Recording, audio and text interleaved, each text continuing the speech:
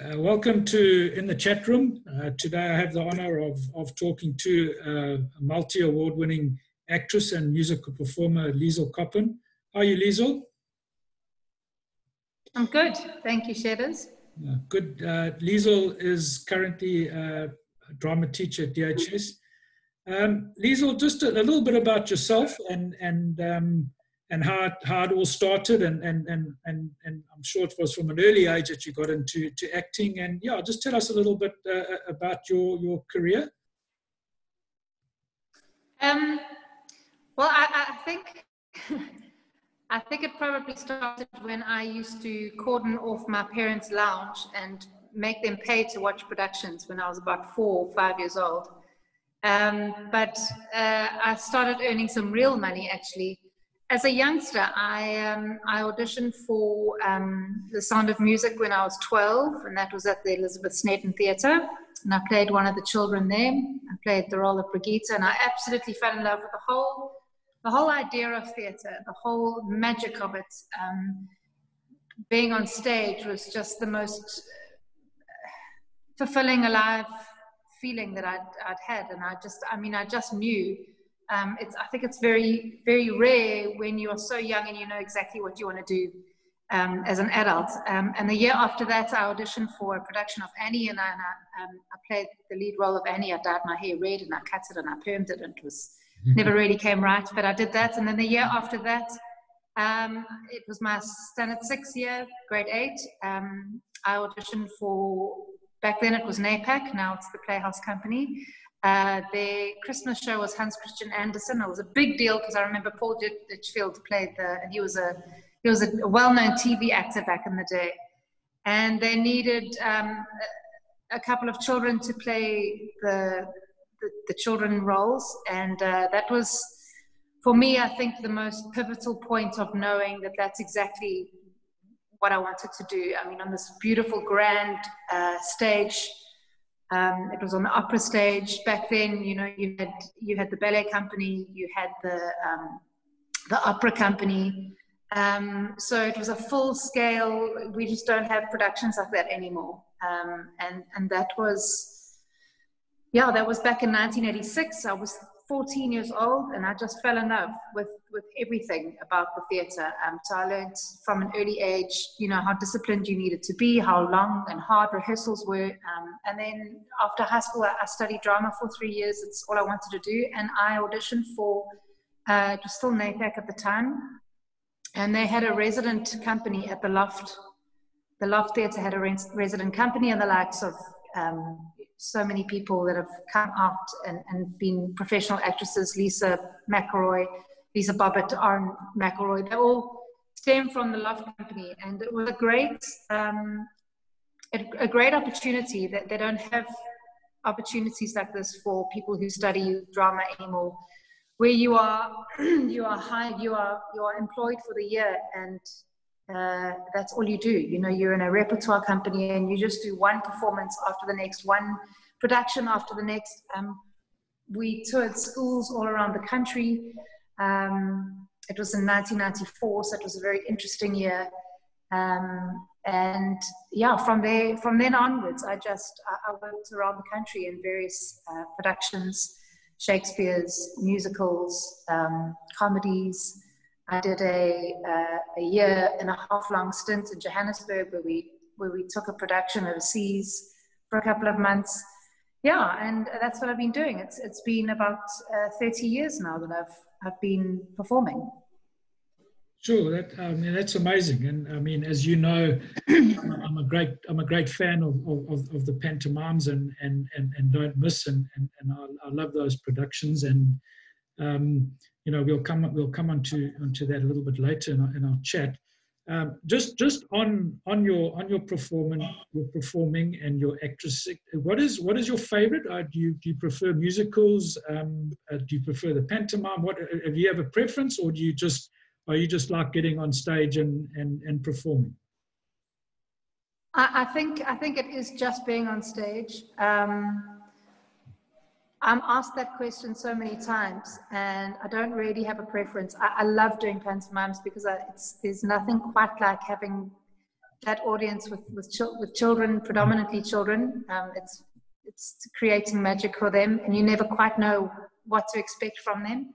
So it's a little bit of an adrenaline rush doing a pantomime, because you don't really know what you're going to get from your audience. It's a bit of a lucky bag. But then I also love musicals. I also love comedies. I love drama. So I don't think there's one particular genre that I prefer over the other. I love serious drama, and I love straight plays, and I love comedy just as much as I love getting up on stage and singing. So I think it just depends on the production and the people that I'm working with. But I don't think I have a preference. Yeah, it's just, as you say, it's just getting up and performing and entertaining people. And I'm glad you referred to me as probably, hopefully, a big children that enjoys a pantomime. Yes. Yeah.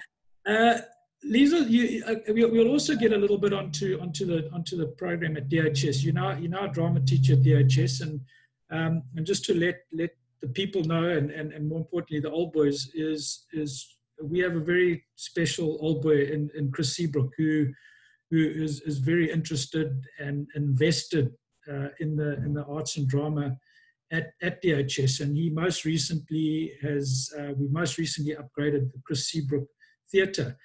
And I know I spoke to Natalie, and you and I were in discussion the other day. It's all good and well having its most amazing facility, but you also need the program. So the question, a bit twofold, is tell us a little bit more about the Seabrook Theatre, and then also importantly about the drama program that D.H.S. has to offer. Well, the Seabrook Theatre is absolutely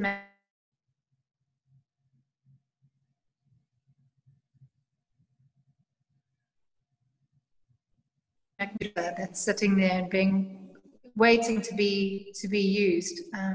Obviously, because of COVID, we haven't been able to, but it's exquisite. It's a very beautiful, intimate 103-seater. It's been renovated, as you know, brand new stage, brand new state-of-the-art lighting equipment, state-of-the-art sound, brand new upholstered seats. It's been painted. The whole stage is brand new. We're redoing the foyer outside. So we really want to relaunch the theatre. It's such a wonderful venue, and I honestly think it'll probably do better than it ever has, because obviously theatre companies are in no way able to hire large theatres at the moment. It's just not financially viable. And also with the 50% capacity, whoever came up with this grand idea is definitely not a thespian, because we certainly don't make money unless you've got a production that's running for a long time, and also you need to fill in a certain amount of seats to cover your costs. So if you had to hire, a large theatre of 400-seater and only work on 50% capacity, the hiring of that venue is so exorbitant that you're just never ever going to cover your costs. So I think it's going to, people are going to turn, theatre goers, theatre makers are going to turn to small intimate venues like the Seabrooks, and it's going to be a perfect opportunity to use the space better. So obviously we would like to, have independent theatre companies, maybe comedians, musicians, motivational speakers make usage of this beautiful facility. But as I've spoken to you and Natalie Rungan, the head of music here at D.H.S., we also want to get the boys involved. It's part of D.H.S. We don't want it to be this separate entity. We want the boys to be able to experience it. So we have a vision of being able to, like the music department, have lunch hour concerts. We would love to be able to have the boys, that's obviously, it's been curated and watched over and guided by us drama teachers. But give the boys the opportunity to experience this amazing stage within reason. We're not going to just, my classroom, I do all my practice in my classroom. The only time we do let the boys use the theatre, there are a lot of boys who study drama. We're very lucky. so they use the theatre for their prac exams, but it's such a wonderful opportunity. So COVID played, havoc, created havoc this year, and we weren't able to use it for our boys, unfortunately. But next year, I would love to do. Obviously, I can't do a full-scale musical; it's too small. But I would love to use the venue for a smaller, intimate production, and let the boys have the opportunity to use this incredible facility. But they just need to be taught to respect such a sacred space. Also, there's a lot of money's been pumped into this venue, and it needs to be treated with an enormous amount of respect. So I'm looking forward to being able to share the theatre with the boys as well as the public. Yeah, well, as I said, we all looking forward to that, and I know you and I and Natalie have discussed it at length, and really looking forward. You say this year's proved havoc, as you had a production for school production this year that we had to cancel. So yeah, really looking forward to the time that we are able to use this facility and use it well. I think that's important. And I just want to touch on before we go on to let's go on to the drama program that is offered at D.H.S. You started there mid through last year, and just tell us a little bit more about the drama program that is offered at the school. So drama is it's compulsory for grade 8s and 9s as a creative arts subject. So it falls under the creative arts. So every grade 8 and every grade 9 takes drama. Look, it's not for everybody, so not everybody enjoys it. But I mean, we have fun. We get out. We use our bodies. Everyone looks at us like we're the crazy people. We're not. I guess we don't just want to sit in the classroom all day. So as much as it is theory, it's 50% practical and it's 50% theory. So it's just generally in grade 8s and 9s covering the basics of drama, covering the history of drama, covering things like mime, musical theatre, movement, I've gone blank now, that's a problem. Praise, poetry, different aspects of drama. And then only in grade 10, 11 and 12 does it get a little bit harder and more involved. And we're very lucky, actually. We've got, I'm very surprised. I was very surprised when I arrived last year to my matric class of 25 boys. I mean, there's some all-boys schools that don't even have 10 boys taking drama. So, for example, this year, our matrics, there are 46 boys that are taking drama. So it does get a more advanced in grade 10, 11, 12. A lot of the boys think, oh, we'll just take drama because it's 50% of our mark is practical. But when they actually halfway through grade 10, they realize that it's a lot of theory. We study plays. They get to come up with their own little theme programs. They do monologues. They do poems. They do group choral verse. They do movement together. So it's very different, I would imagine, from any other subject, because the boys, and very much like theatre, you get to know the people that you're working with very, very intimately, because you're not just sitting at a desk next to them and maybe not speaking to them. You're using your body and you're talking about emotions, and you're very involved with that person. So I think a lot of people are nervous about drama, and I think it's just fear, maybe just because they don't understand it or they're ignorant. But I'm thrilled with the amount of boys that take drama at D.H.S. There are 3 of us drama teachers, and I think it's fantastic. I mean, for example, when I was at school, and maybe when you were at school, there was such a stigma attached to drama. You were either, I don't know, effeminate, or you didn't play sport, or you were a nerd, or And now it's completely changed, and it's pretty cool. You know, you're pretty cool. I've got a lot of the first team rugby boys that have taken drama this year and last year. A couple of them in grade 11 that you know already play for first team rugby. So I've got like the real manner, you know, taking drama as well, which is great, which is really really it's wonderful, and it's so different to how it was when I was at school. So that's encouraging, and I think we need more of that. I think we need to more advocates for how important drama is. Really, you know, not everyone who takes drama, or maybe not even, maybe no one will get into it professionally, but it helps so much in so many other avenues, so many other career paths, that, you know, having the confidence to stand up.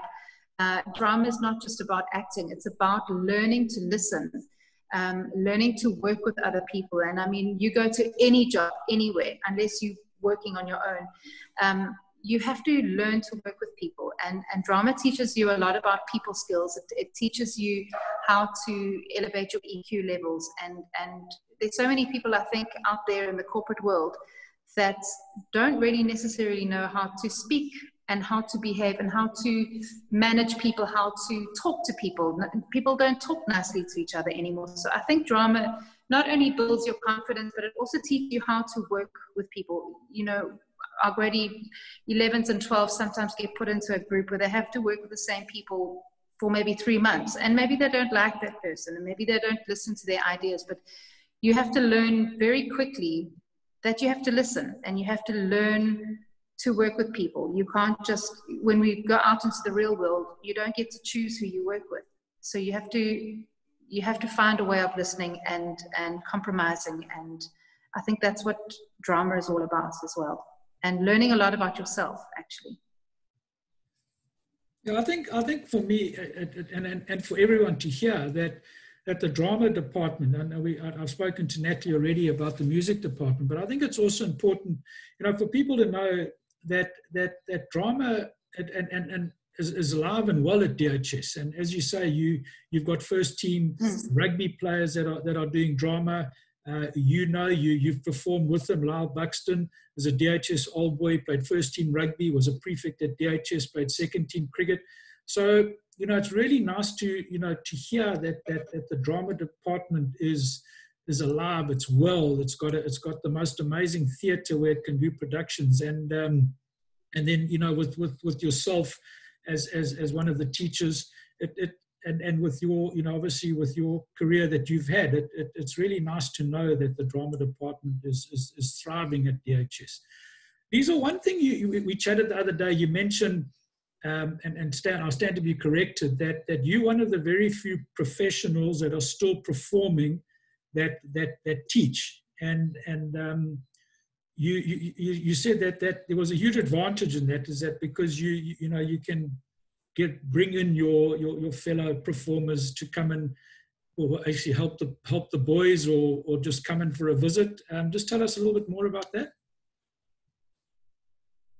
Absolutely. I think being in the industry for as long as I have been, you know, a lot of the people that I have studied with or worked with maybe 25 years ago, who have gone on to do great things, and who are, you know, very well known or recognizable, it's always quite nice for me to be able to bring them in, and them be so humble, but they're well known, or even if they're not, you know, these TV stars or TV, you know, well known comedians or actors or radio personalities or whatever, they are still very much in the craft, and they are still in the industry. So I do definitely have an advantage of being able to showcase these friends and bring them in, and just, you know, give them the opportunity to do a workshop or spend a day talking to them. It's one thing, you know, teaching drama or teaching a subject, but to have somebody who actually does it for a living is something altogether different, you know. And not everyone wants to go out, if they study drama, go and be a professional actress or an actor. But it is really nice to have people from the industry you know, whether they're a set designer or whether they're a comedian, stand-up comedian, or whether they are a costume designer, or maybe they are musical directors, or maybe they a playwright. But it is certainly such a little fun trick that I have up my sleeve, where I can call on these very many friends of mine who are very happy to come and spend some time chatting to the boys. Yeah. What's that old saying? Yeah. It's not what you know, it's who you know. Hey, and again, I know I met with you in the theatre the other day, and there were friends of yours sitting there, and you were just chatting, and I mean, for me, it was quite excited to see them, because those are actors that I see, in the pantomimes, and it's always nice to know that those people with your connections with them are able to come to the school and help. Just one more thing before we close off, and it's a little bit, again, just chatting about you and your career as a performer, as an actor, and just tell us, how hard it's been. We as sportsmen or whatever, we found it difficult not to be on the sports field, but for you personally, you and I chatted the other day. Personally, it's been quite tough for you not being able to do what you do best, and that's perform. Yeah, nobody decides to become an actor or an actress for the money, because let's face it, it's not something that you do for the money. You do it because it's something inherent in you. It's something that you do for your soul, and getting paid for it is just an added bonus. So when you have something that you love and that keeps you alive, keeps your soul alive, taken away from you, it's pretty devastating. I'm fortunate enough not, to have a teacher's salary, but there are so many people out there, colleagues of mine, that have not worked since March, and just taking the financial aspect away, to not be able to do something that you love, that you absolutely love. It's such a creative outlet for us, being on stage. We're a little bit like adrenaline junkies. I should imagine going up there and performing for hundreds of people every day. But it's also, I think, what I miss just as much as actually performing and the creative outlet that I get from performing, and that rush that I get from performing is my community. There's something so special about our Durban theatre community. It really is a family, and I don't say that lightly. It's very small, it's very tight, it's very unlike Johannesburg and Cape Town, and I've been in both those communities. Johannesburg obviously is a lot bigger. It's dog eat dog. Everyone's will stand on anyone else to get where they need to be. Durban, there's no need for that, because it's not big enough. So we really are very, very tight-knit family. We've always sort of come to each other's aid or rescue in personal situations. So when we're doing a production together, it really is like coming home. So to not be able to perform is one thing, but also to just not see your people. And I know everyone has their own friends, and I'm not talking about that. There's something very magical and very special about the Durban community. When one of us is down, the others will just rally around that person and do whatever it takes to just try and help in whatever way they know how. And usually it's overwhelming, the love that there is and the support that there is in the Durban community. So I think that's what everyone has missed the most, apart from the actual rush of being on stage, of performing. And we all sort of now itching, kind of, when can we just do something? Even if there are a couple of us, there are about 6 of us who have now started a WhatsApp group, and we're getting together next week just to start reading plays, just so that we can do something. Because if we can't perform to an audience, then just to read a play, just to feel alive again. And just to be together as well, to sit out in a garden and read a play is going to make us have that sort of semblance of family and community again. Yeah, and it has. It's been as you show. I mean, I echo. It's been a tough time for everyone, and I for one are really looking forward to seeing you and your co-actors back on stage again, and again also looking forward to some exciting productions at the Seabrooks Theatre, not only with yourself and your fellow actors, but as you mentioned earlier, the schoolboys, and I think that's important. So, hopefully times are getting better, and it won't be too long before we are able to sit down in an audience and watch you and your fellow actors perform. And from my side, I think we send them again our wishes and just let them know we can't wait to see them perform again. But thanks again for joining me today. D.H.S are very fortunate to have someone like yourself in our drama department, and may the drama department at D.H.S go from strength to strength, and productions in the Seabrook Theatre. We're looking forward to them. Thanks for joining me today. Thank you, and thank you for all your support. It really is amazing to have somebody rallying behind us so sincerely. So, no, my pleasure. Keep well, and we'll chat soon. Thanks, Liesl. Pleasure. Bye, Shadows.